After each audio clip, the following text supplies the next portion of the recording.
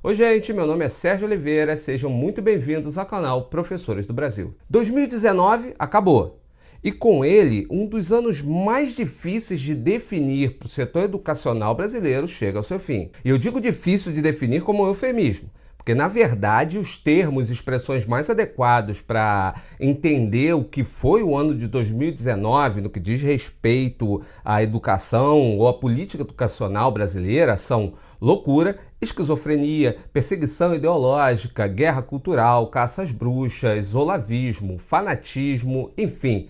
2019 foi um ano difícil para a educação brasileira em todos os níveis. E nesse vídeo eu vou tentar trazer para cá uma breve retrospectiva com os momentos mais marcantes para a educação brasileira no ano que passou.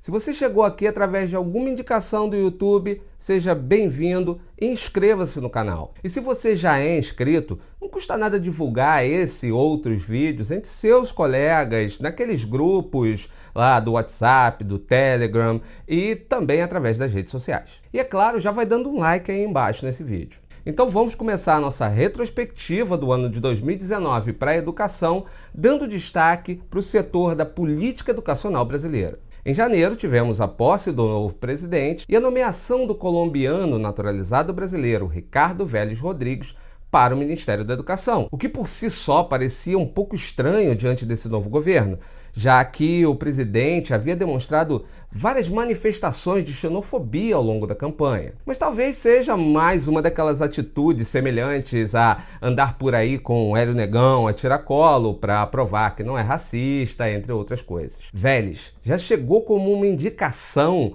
para não dizer uma imposição, do guru ideológico do governo, o astrólogo esotérico, auto-intitulado professor e charlatão de carteirinha Olavo de Carvalho. Vélez apresentou um plano que contava com a descentralização da educação básica, a adoção do método fônico como padrão para a alfabetização de crianças, e um investimento no ensino técnico e naquilo que seguiu como a principal pauta do Ministério da Educação ao longo de todo o ano: o combate às ideias de esquerda no setor, considerado pelos membros desse governo como uma meta mais importante do que a própria estruturação da educação nacional. No início de fevereiro, o ministro Vélez fez declarações em uma entrevista à revista Veja que causaram polêmica. Disse que queria incluir a disciplina de educação moral e cívica no currículo do ensino básico e que, a seu ver, a universidade não era para todos. E ainda disse que o brasileiro viajando para o exterior é um canibal,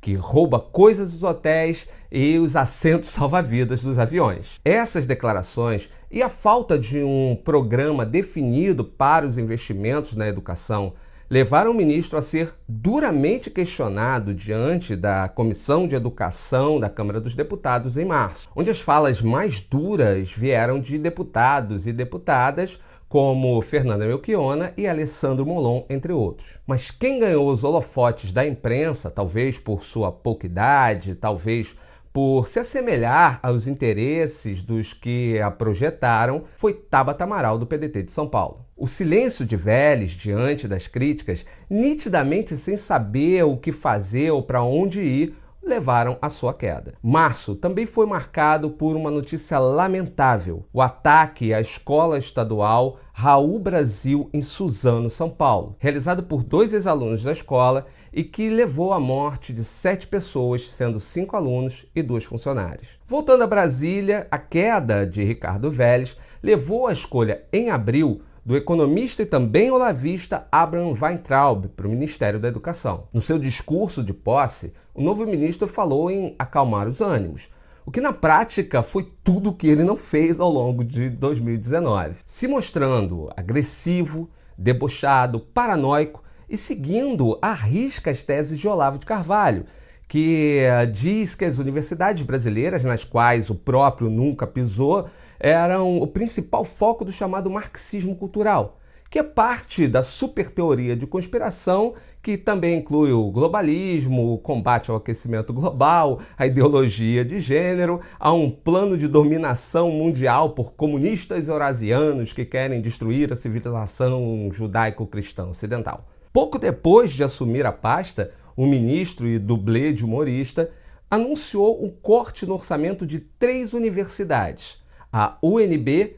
a Universidade Federal da Bahia e a Universidade Federal Fluminense do Rio de Janeiro, sob a acusação de que essas 3 eram focos do que ele chamou de balbúrdia, com gente pelada correndo pelos campos, uso de drogas, baixo desempenho e etc. Questionado sobre a ilegalidade do seu ato e confrontado com suas próprias mentiras, já que as 3 universidades citadas estão entre as de melhor desempenho do país, o ministro resolveu estender o que ele preferiu chamar de contingenciamento a todas as universidades e institutos federais, congelando a liberação de verbas não obrigatórias. Os meses seguintes, de maio e junho, foram marcados por manifestações de estudantes, professores e outros trabalhadores contra o projeto do governo para a educação.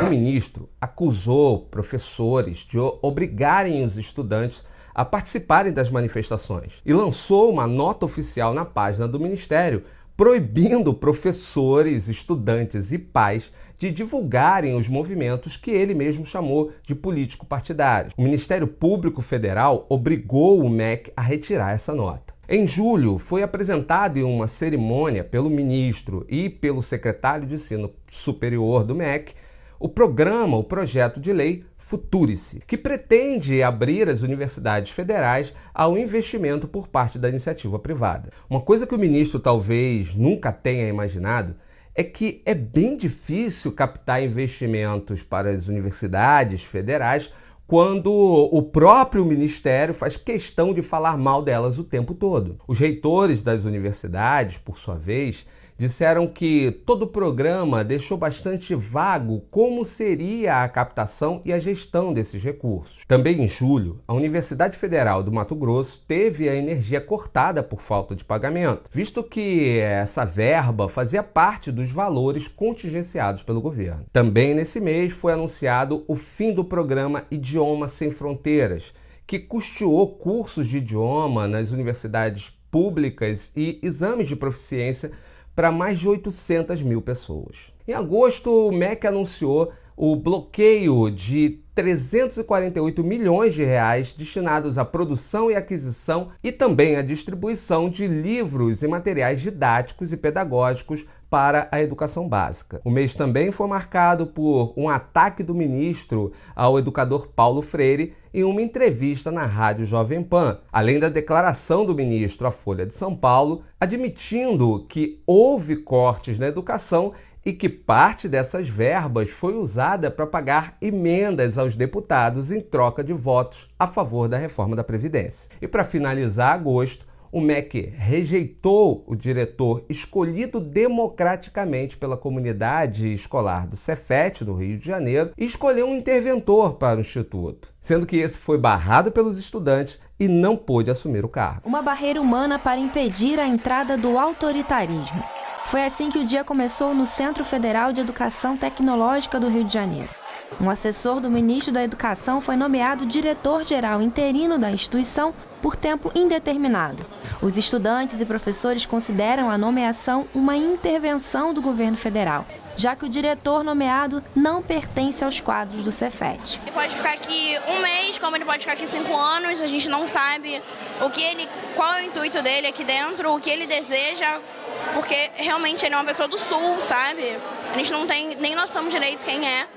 E desrespeitaram a decisão do corpo discente e docente e de todo mundo que votou. Sob vaias e gritos de fora interventor, Maurício Vieira deixou o prédio apressadamente pela porta dos fundos. Setembro se inicia com a suspensão das bolsas de pesquisa e pós-graduação do CAPES e com a ordem do governador de São Paulo, João Dória, de recolher livros didáticos da educação básica sob a alegação de que esses faziam alusão à ideologia de gênero, quando na verdade os livros explicavam conceitos sobre gênero, sexualidade, o que demonstrou um enorme oportunismo do político que ainda pretende surfar na onda conservadora que elegeu Jair Bolsonaro. Também em setembro, foi assinado pelo presidente o Programa Nacional de Escolas Cívico-Militares, que pretende militarizar escolas de ensino básico nos estados e municípios que aderirem ao programa. O ministro da Educação participou de um evento para empresários e reitores de universidades privadas e disse aos mesmos que o setor não deve esperar nada do MEC. O sentido dessa frase só ficou mais claro recentemente, quando foi anunciada uma redução do número de vagas para o financiamento estudantil pela metade para 2021. Esse mês também foi marcado por uma tragédia, quando no dia 26, a diretora de uma escola pública de Belford Roxo, no Rio de Janeiro, se suicidou atirando-se da ponte Rio-Niterói e se somou à triste estatística de professores suicidas no Brasil. Em outubro, o ministro Weintraub participou da cerimônia de entrega de ônibus escolares em São Paulo, fazendo parecer que tal entrega seria uma realização do governo Bolsonaro. Só que a compra dos ônibus foi realizada durante o governo Temer e feita a partir do programa de transporte escolar criado ainda no governo Lula. Mas outubro foi marcado mesmo pela liberação das verbas retidas pelo contingenciamento promovido pelo MEC, que já tinha começado a ser liberadas no mês anterior. E ao final, o momento marcante foi a atuação patética de Weintraub ao tentar dar uma lacrada, quando se retirou do evento do jeitinho que, infelizmente, você vai ver agora. Ei, Bisaldo! Aliás, por falar em atuações patéticas do ministro, vale aqui um momento Weintraub, com as mais ridículas interpretações do nosso ministro da Educação. Pô, Tito, você não tá passando cotonete na orelha, assim não dá, Tito. E só teve um professor que me deixou fazer prova oral. Tá aqui a cicatriz, 15 centímetros. Que eu saiba, só a Gestapo fazia isso. Ou no livro do Kafta ou a Gestapo. 3 chocolatinhos, 3 desses 100 chocolates, 3 chocolatinhos e meio. Meio, eu não vou cortar aqui, deixa eu só cortar aqui, presidente. 3 chocolatinhos e meio. A gente não tá falando pra pessoa.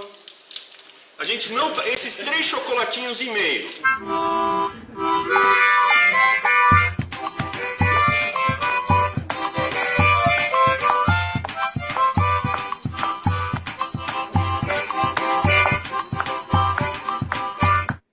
O presidente Bolsonaro é o rei Davi que está enfrentando Golias. Eu sou a pedra que o rei Davi pegou do chão, colocou na funda e jogou para derrubar Golias.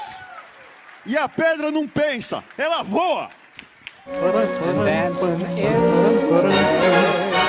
Tá chovendo. Mas o que é isso, Felipe? Mas o que é isso, ministro? É a escola cívico-militar. Abraço, Tito! Ei! Em novembro tivemos o Enem, com denúncias de vazamentos que foram rapidamente silenciadas pelo ministro. É isso aí, ele disse, não houve nada demais e pronto. O tema da redação foi a democratização do cinema no Brasil, o que foi considerado excludente por alguns professores por se tratar de um país onde a maioria dos municípios não tem cinema. Mas a prova ficou marcada como uma prova, digamos, chapa branca, resultado do trabalho da equipe que no início do ano ficou encarregada de fiscalizar o banco de questões em busca de temas mais polêmicos e sensíveis. Apesar disso, alguns temas relativos aos direitos humanos estavam presentes, e temas tradicionais como a ditadura e Era Vargas ficaram de fora. No total foram 66 itens excluídos do banco de questões do Enem. Mas novembro também foi o mês em que o Congresso Nacional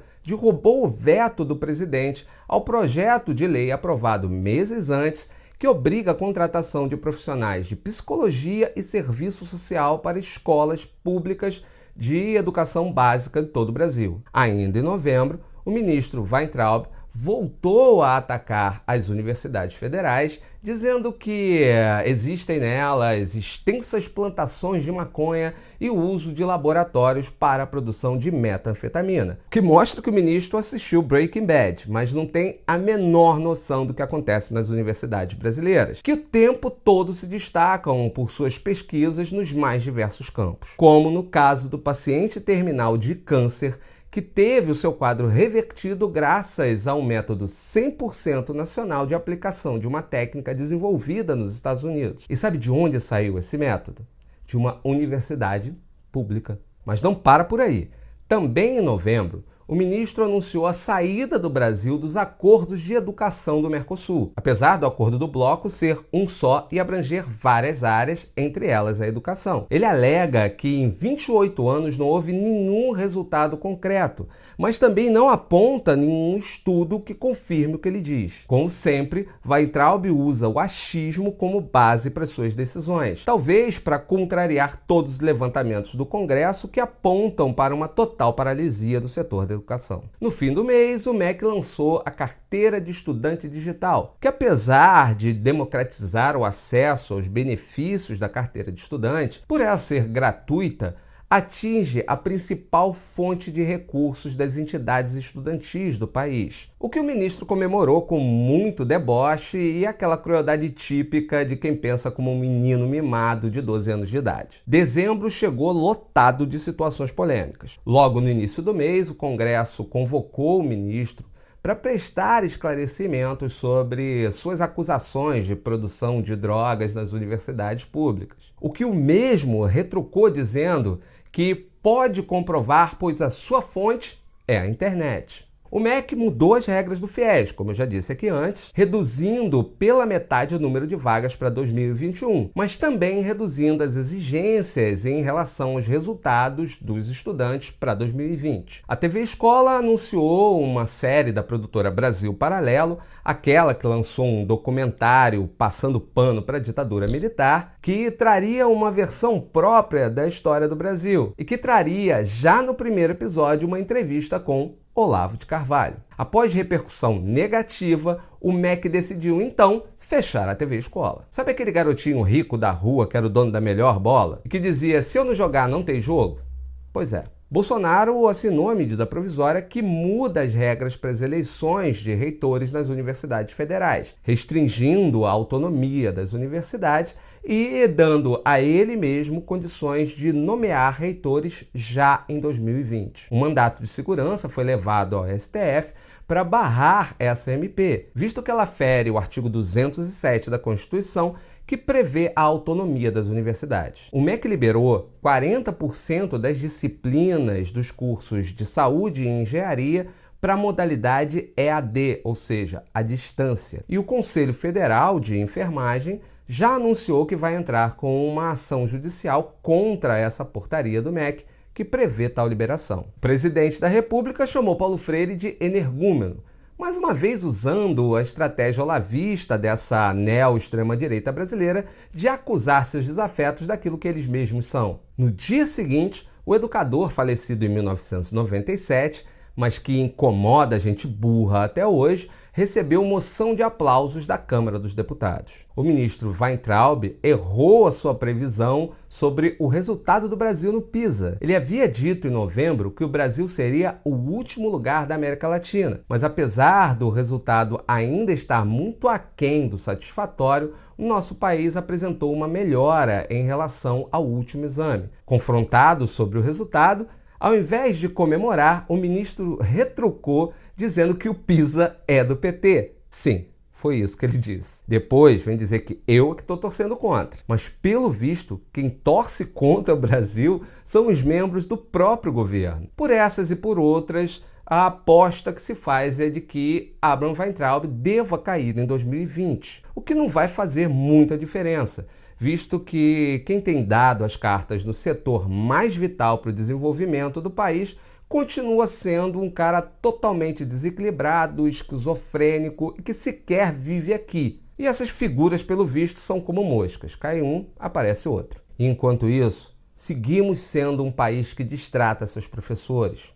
no qual profissionais das redes públicas continuam sem reajuste salarial para reposição dos valores perdidos para a inflação desde 2016. No meu caso, desde 2015. Onde professores são agredidos por alunos e pais, onde colegas educadores sofrem de depressão, ansiedade e pânico, frustrados por não conseguirem exercer seu ofício livremente. O que eu posso dizer é que esse canal não pretende se calar diante do descaso ou pior, das agressões e ofensas sofridas pelos profissionais da educação. Em 2020, eu sigo aqui, firme, como professor, como estudante e como alguém que luta pelo melhor para a educação e para os nossos jovens. Aguenta firme, 2019 passou, -1, só faltam 3. Um beijo e um abraço para todos vocês e até a próxima.